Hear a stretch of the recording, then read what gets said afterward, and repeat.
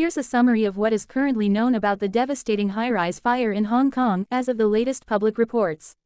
Fire. What happened? The fire broke out around mid-afternoon on the 26th of November 2025 at Wong Fuk Court, a large high-rise residential complex in Tai Po District, New Territories, Hong Kong.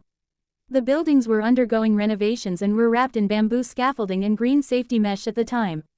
Officials say the fire began on the external scaffolding and then spread rapidly, engulfing at least 7 of the complex's 8 towers, each about 31 to 32 stories tall and home to thousands of residents.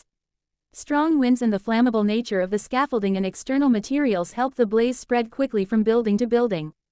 Derelict house scale and impact. The complex reportedly houses nearly 4,800 residents across roughly 2,000 apartments. The fire was classified as a 5-alarm blaze, the highest level of emergency in Hong Kong's classification system.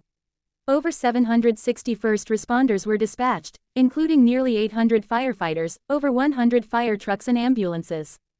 Downward trend: casualties, destruction, and human toll. As of the latest update, at least 44 people have died in the fire, including 1 firefighter. Hundreds remain unaccounted for. About 279 people are missing. Dozens more are injured. At least 45 people remain in critical condition, many hospitalized. The destruction is extensive. Multiple towers heavily damaged or destroyed, charred scaffolding and debris falling from upper floors, apartments gutted by flames and smoke, and thick smoke billowing day and night. Many residents have been displaced. Nearly 900 evacuees have been moved to temporary shelters while rescue and search operations continue. Police officer reaction, arrests, and investigation. Authorities have arrested 3 men, 2 company directors and an engineering consultant, on suspicion of manslaughter in connection with the fire. The fire has triggered renewed scrutiny of building safety standards in Hong Kong, in particular the use of bamboo scaffolding and non-fireproof external materials for renovations. The government had already begun phasing out bamboo scaffolding earlier this year, citing safety concerns. Top officials, including John Lee, Hong Kong chief executive, and Xi Jinping, China's leader, have expressed condolences and ordered a full-scale investigation and rescue operation. Warning why the fire escalated so quickly. The external bamboo scaffolding and flammable netting used in the renovation acted as a kind of fuel ladder, allowing flames to climb rapidly up and across multiple towers, a risk that experts had long cautioned against.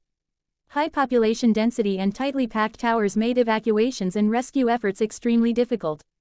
Fire crews reportedly struggled to access upper floors, with heat, smoke, falling debris, and structural hazards impeding efforts. The scale of occupancy, thousands of residents, meant that once the fire started, it quickly became a large-scale disaster, far beyond a typical residential fire.